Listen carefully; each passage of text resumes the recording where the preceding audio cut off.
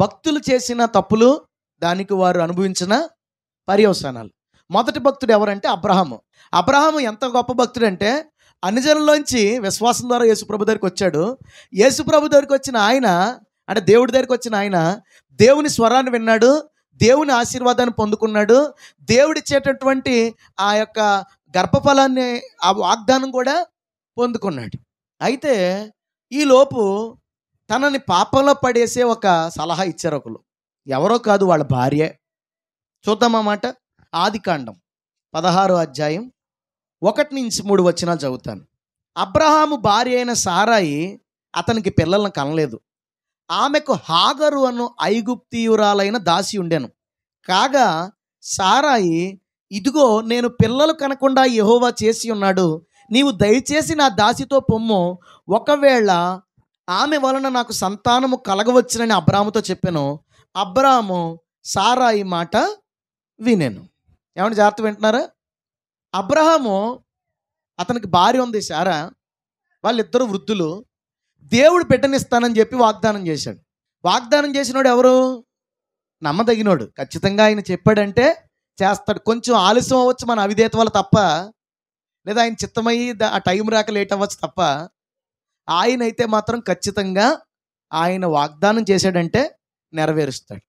ఈ వాగ్దానాన్ని నమ్మి నడుస్తున్నటువంటి అబ్రహాం దగ్గరికి ఒక తప్పు చేసే అవకాశం వచ్చింది. అది ఏంటి అంటే, సారా ముసలామే, ఆమె పిల్లలకు కనలేదని ఆమెకు అనిపించి, కానీ వాగ్దానం చేసినాడు ఎవరు? సర్వశక్తి గల దేవుడు. ఆయన మోడుబారిన జీవితాలను చిగురింప చేయగలవాడు. అలాంటి దేవుడు, వాగ్దానం చేసిన దేవుడి మాట విన్నటువంటి ఈ అబ్రహాము తన భార్య మాట విని, తన భార్య ఏం చెప్పిందో తెలుసా? ఇదిగో నేను ముసలిదాన్ని, నాకు పిల్లలు పుట్టరు, కాబట్టి ఇదిగో నా దాసి, కొంచెం యవనంగా ఉంది దాసి, ఇగో దాసి ఉంది, ఆ దాసితో నువ్వు పో, తర్వాత ఆమె బిడ్డను కంటది, ఆ బిడ్డ మన బిడ్డ అవుతుంది అన్నది. అంతకుముందు అసలు ఏమాత్రము విశ్వాసము దేవుడు ఎరగనటువంటి అబ్రహాము దేవుని స్వరం విని, దేవుని యందు విశ్వాసం ఉంచి, దేవుడు చెప్పినట్లుగా తన ప్రజల్ని, తన ప్రాంతాన్ని విడిచిపెట్టి వచ్చి దేవుడిచ్చినటువంటి దీవెనను, ఆశీర్వాదాన్ని పొందుకున్నటువంటి అబ్రహాము చిన్నదానికి పెద్దదానికి దేవుణ్ణే అడిగి, దేవుడి పాదాలే పట్టుకుని, ఒక్క మాట చెప్పాలంటే దేవుణ్ణి అడగకుండా ఏది చేయడండి అబ్రహాము. ఒక ఊరు వెళ్ళాలన్నా, ఒక యుద్ధం చేయాలన్నా, ఒక పని చేయాలన్నా. అలాంటి అబ్రహాము తన భార్య అయినటువంటి సారాయి మాట విని ఏం చేశాడో తెలుసా? తాము ఇచ్చిన సలహాని దేవుడి చిత్తమా కాదా అని ఆలోచించకుండా, ఆమె చెప్పింది కదా అని ఆ యవన స్త్రీ అయినటువంటి హాగరుతో గుడారంలోకి వెళ్ళాడు. తర్వాత హాగరుకి బిడ్డ పుట్టింది. అతని పేరు ఇష్మాయేలు. ఈ ఇష్మాయేలు కడుపులో ఉండగా ఈ హాగరుకి పొగరొచ్చింది. పొగరొచ్చి శారమ్మను బాధ పెడుతుంటే, కొంచెం చిన్న చూపు చూస్తుంటే, శారా అంటది, అదిగో ఆ దాసి గర్భవతి అయిన తర్వాత నన్ను చిన్న చూపు చూస్తుంది, ఏం చేయంటే నీకు ఇష్టం వచ్చినట్టు చేసుకో అన్నాడు.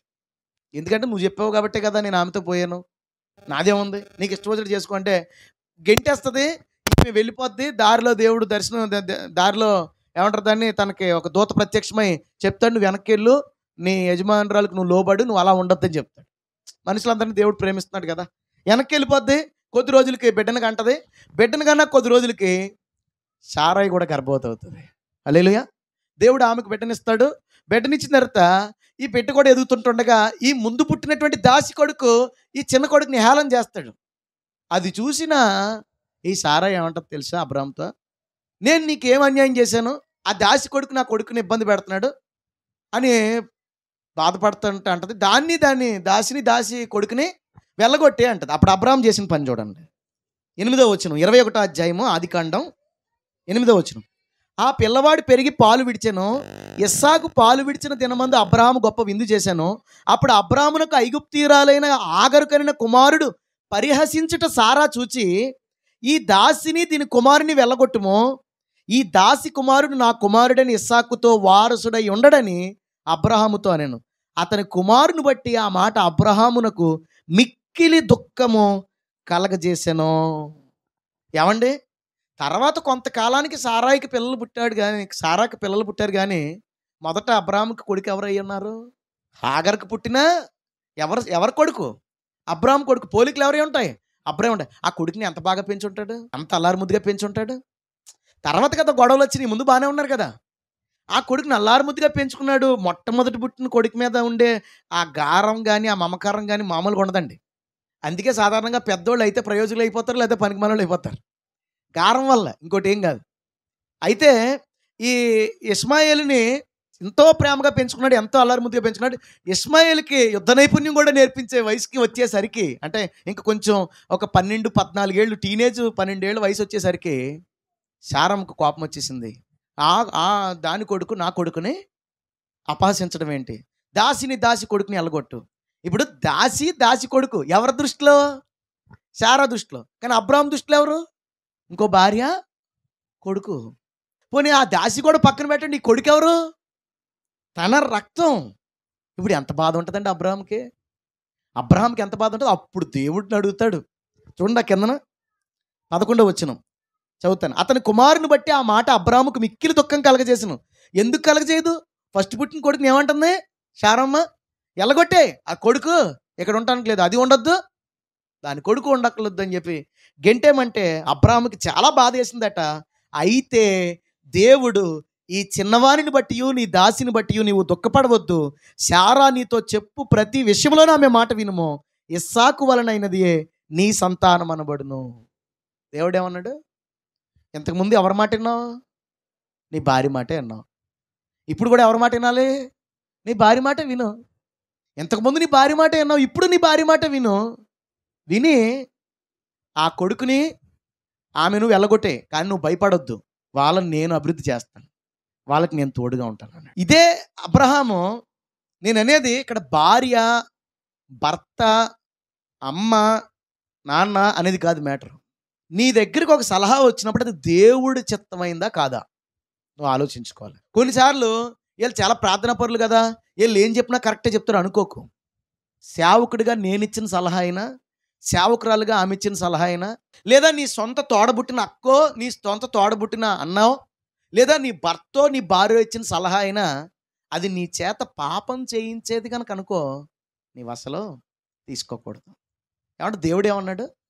అబ్రహామా నేను నీకు బిడ్డనిస్తానన్నాడు. భార్య ఏం చెప్పింది? దాసితో పో. నాకు తెలియగడుతున్నా, అబ్రహాం అయితే మాత్రం దేవుడిని అడగకుండా దాసితో ఎందుకు పోయి ఉంటాడు అనుకున్నా. పాపం వల్ల కలుగు భ్రమది. ఏమండి? పాపం వల్ల కలుగు భ్రమ. పెళ్ళైన వాళ్ళకి శోధనలు రావని అనుకోవద్దు. పెళ్ళైన భర్తలకు కూడా శోధనలు వస్తాయి, భార్యలు తిరంగా లేకపోతే. నేను చెప్పేది అర్థమవుతుందండి. ఈ భార్య గారికి పిల్లలతో బిజీ అయిపోయి, ఈ భార్య గారికి కుటుంబంతో బిజీ అయిపోయి, భర్త యొక్క అవసరాలు ఏంటో, భర్త యొక్క కోరికలు ఏంటో, భర్తకు ఉండే ఆలోచనలు ఏంటో పట్టించుకోకుండా, ఈమె గనక తన కుటుంబం, తన బిడ్డలో, తన జీవితమే అని ఆలోచించుకుంది అనుకోండి, ఈ భర్త గారు ఇంకొక ఆఖరిని చూసుకోవాల్సి వస్తుంది. చాలామంది భర్తలు పాడైపోవడానికి మొట్టమొదటి కారణం ఎవరో తెలుసా?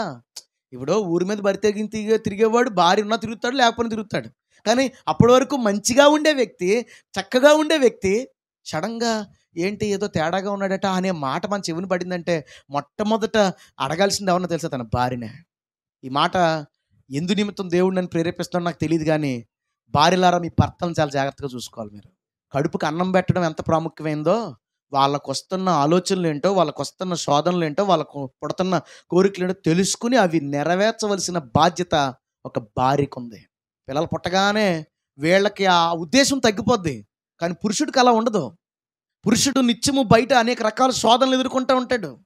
ఇతడికి ఎన్ని రకాల తప్పుడు ఆలోచనలు పుట్టచ్చు, ఎన్ని రకాల ఆలోచనలు కలగచ్చు. భార్య ఏం చేయాలి తెలుసా? వేరొక స్త్రీ దగ్గరికి వెళ్ళకుండా తన భర్తను జాగ్రత్తగా. ఇప్పుడు శారమ్మ ఆఖరి దగ్గర పంపించింది ఎల్లు అని, వీళ్ళు పట్టించుకోకపోవడం వల్ల వీళ్ళు ఆఖరి దగ్గర పోతున్నారు అబ్రాహ్ములు. మీకు పాత నిబంధనలు ఎలా ఉంటుందంటే, భార్య భర్తల బంధం ఒక్కసారి పెళ్ళి అయిన తర్వాత మళ్ళీ పుట్టింటికి పంపించరు. తెలుసా మీకు? ఇస్సాకు భార్య పేరంటే రెబ్కా, మళ్ళీ పుట్టింటికి వెళ్ళినట్టు చరిత్ర లేదు. అలా కనుక ఇప్పుడు చేస్తే పెళ్ళిళ్ళు చేసుకోరేమో ఈ ఆడపిల్లలు. కానీ అప్పట్లో అలాంటి పద్ధతి ఎందుకు పెట్టేవారంటే, త్వరగానే కాపురానికి ఎందుకు పంపించేసేవారంటే పురుషులు చెడిపోకుండా ఉండటానికి. ఈరోజు ఏంటి తెలుసా? ఉండిపోతామండి పుట్టింట్లోని, ఎందుకు అర్థం కాదు. ఎందుకు ఈ మాట చెప్తాను తెలుసా? భార్య తన భర్త దగ్గరే ఉండడం క్షేమం. దేవునికి స్తోత్రం కలిగాక. ఇంకా అద్భుతమైన విషయం చెప్పంటారా? భర్తతో వచ్చి భర్తతో వెళ్ళిపోతే అంతకంటే ఉత్తమం ఇంకోట్లేదు. ఏమండి? లేదు తప్పదో ఇంకో 2 రోజులు ఉండాలి, మా అమ్మగారి మీద నాకు మమకారం ఉందంటే గట్టిగా తప్పితే 3 రోజులు, లేదంటే 4 రోజులు. 10 రోజులు, 25 రోజులు, 40 రోజులు ఉండిపోతున్నావు అంటే నీ కాపురాన్ని నువ్వే కూల్చుకుంటున్నావు. సారములు ఆఖరులు తెలియకుండా ఇచ్చేస్తున్నారు అబ్రహాములకి. పాపం వలన కలుగు భ్రమ ఉంటుంది. ఖచ్చితంగా చెప్తున్నాను, పాపం వలన కలుగు భ్రమ ఏదో ఒక రోజు తప్పుదారికి తీసుకుపోయేలా చేస్తుంది. అబ్రహాం ఎంత మంచి భక్తుడు, కానీ హాగరు అనే స్త్రీతో పాపం చేశాడు. పాపమే అనుకోవాలి మనం, అది అతని దృష్టిలో తప్పు కాకపోవచ్చు, కానీ అది ఎంత బాధ కలిగించిందంటే తర్వాత కాలంలో ఆమెకు పుట్టిన బిడ్డను పంపించామన్నప్పుడు ఎంత బాధపడ్డాడు. ప్రభువా నేనేం చేయను అని అడిగాడు. నీ భార్య చెప్పినట్టుగా చేసావు ఇంతకుముందు, ఇప్పుడు కూడా నీ భార్య చెప్పినట్టే చేయి. ఇంతకుముందు మనిషి సలహాగా తీసుకున్నావు, ఇప్పుడు మనిషి సలహా చేయి. నాకు కొంచెం సెటైర్ వేసినట్టు ఉంది దేవుడు ఇక్కడ, నాకు అలా అనిపించింది ఈ మాట. ముందు ఆవిడ మాట విన్నావు కదా, అప్పుడే నా దగ్గరికి వచ్చి ఉంటే నేను చెప్తున్నా కదా, హాగరు వద్దురా బాబు, నేను సారా గర్భం తెరుస్తాను, నువ్వు కంగారు పడకు అందునేమో దేవుడు. కానీ లోపు జరగాల్సిన నష్టం జరిగిపోయింది. దాసి మీద అతనికి ప్రేమ పుట్టేసింది, ఆ కొడుకు మీద ఇంకా ప్రేమ పుట్టేసింది. వాళ్ళని పంపించాలంటే హృదయంలో దుఃఖం పుట్టేసింది. ఇప్పుడు చెప్పండి, ఆ రోజు అతడు చేసిన తప్పే కదా ఈరోజు దుఃఖానికి కారణం. ఈరోజు గుండెల పగిలేలో ఏడుచుంటాడు. సొంత కొడుకుని రెండో ఆవిడో ఇంకొక ఆవిడో పంచుకున్నాడు కదా, దేహాన్ని పంచుకున్నాడు కదా, ఆమెను తన చేతులతో తానే పంపించేయడం అంటే ఎలా ఉంటుందండి? అన్నదమ్ములు విడిపోతుంటేనే తట్టుకోలేము ఏమండి, ఏరే కాపురాలకు వెళ్ళిపోతుంటేనే తట్టుకోలేము. అలాంటిది ముక్కు ముఖం తెలియని ప్రాంతానికి పంపించేమంది, ఇంకా మళ్ళా వాళ్ళు ఇటువైపు చూడకూడదు అంది. చచ్చినట్టు చేశాడు. ఇప్పుడు చెప్పండి, పర్యవసానం అనుభవించాడా లేదా అబ్రాహాము? ఎవరైనా నీకు ఒక తప్పుడు సలహా ఇస్తున్నప్పుడు, వాళ్ళు ప్రార్థనాపరులా అన్యులా ఎవరనేది అనవసరం. ప్రభా ఇదిగో ఇలాంటి సలహా ఒకటి ఇచ్చారు, ఇది నీ చిత్తమా కాదా, ఒక్కసారి నాతో మాట్లాడవా, నీ చిత్తం కాకపోతే ఆపేవా, నీ చిత్తం అయితే నాకు దర్శనమో దేవా నీ వాక్యం ద్వారానో లేదా హృదయంలో ప్రేరేపణ ద్వారానో నువ్వు నాతో మాట్లాడవా అని అడిగావనుకో, నువ్వు ఎక్కడ ఉండాలో, ఎవరితో ఉండాలో, ఎలా ఉండాలో దేవుడు నీకు మంచిగా ఆన్సర్ ఇస్తాడు. దేవునికి స్తోత్రం కలుగును గాక. హల్లెలూయా. చాలామంది జీవితాలట, ఒకసారి కోర్టులో ఒక కేసు, నాకు తెలిసిన సహోదరుడి కేసు రన్ అవుతుంది. అందులో ఎక్కువ శాతం గొడవలు ఈ కట్నాల కోసమో లేకపోతే వీటి కోసమో అనుకున్నాను కాదట, ఈ ఇల్లీగల్ కాంటాక్ట్ల వల్ల ఎక్కువ డైవర్స్ అవుతూ ఉంటాయట. 100కి 70% డైవర్స్ ఇల్లీగల్ కాంటాక్ట్ల వల్ల డైవర్స్ అవుతూ ఉంటాయంట. ఏంటండి బాబు ఇంతమంది ఇలాంటి తప్పుడు సంబంధాలు కలిగి ఉన్నారు, ఇంత చక్కని అందమైన భార్యను పెట్టుకుని ఎందుకండి బాబు ఇతడు ఎలా చేశాడు, ఇంత అందమైన భర్తను పెట్టుకుని ఈవేంటండి ఎలా చేసి, ఇలాగా ఇవన్నీ చెప్తుంటే అక్కడ ఉన్నటువంటి లాయర్ అన్నట్ట సోదరుడితోని, ఇవన్నీ తెలిసిన కేసులు తెలియని చాలా ఉంటాయి అన్నాడు. దొరకనంత వరకు ఏంటి అతను దొరికిపోయిన తర్వాత ఏమో ఎంతమంది భర్తలు ఆల్రెడీ తేడా పడ్డారో, ఎంతమంది భర్తలు రాంగ్ స్థితి వైపు వెళ్ళిపోయారో నీకు తెలిసి చేస్తారేంటి? నీకు తెలిసేమన్నా వాళ్ళు ఏమన్నా మూవ్ అవుతారా? ఎంత జాగ్రత్తగా తెలివిగా పాపం చేయాలంటే అంత తెలివిగా చేయాలండి. ఎంత భ్రమ కలెక్ట్ చేస్తుందో చూడండి సాతాను. నీ వరకు నీవు దేవుని యందు భయభక్తులు కలిగి ఉండి నీకు దేవుడు ఇచ్చినటువంటి ధర్మ విధులు నువ్వు నెరవేర్చు, దేవుడు నీ కుటుంబంలోనికి సాతాను ఎంటర్ అవ్వకుండా కాపాడతాడు. దేవునికి స్తోత్రం కలుగును గాక. హల్లెలూయా.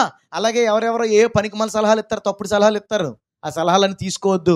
అది ఆఖరి ఎందుకు భార్య సలహా అన్నానంటే, భార్య సలహా తీసుకోవద్దని కాదు, భర్త సలహా భార్య తీసుకోవద్దని కాదు. నేను పాస్టర్ గారి సలహాలు చాలా తీసుకుంటాను, తీసుకోవద్దని కాదు. అయితే అది ఒకవేళ దేవుడికి దూరం చేసే సలహా అయితే, పాపం చేసే సలహా అయితే, అది సొంత భార్య ఇచ్చినా, భర్త ఇచ్చినా, లేదా నీ సేవకుడే ఇచ్చినా, సేవకురాలు ఇచ్చినా నువ్వు తీసుకోకూడదు. హల్లెలూయా. దేవుణ్ణి అడిగే ఒక నిర్ణయం తీసుకో. నువ్వు తీసుకునే ఒక రాంగ్ డెసిషన్ నీ లైఫ్లో ఒక భారీ బాధకి కారణమవుతుంది.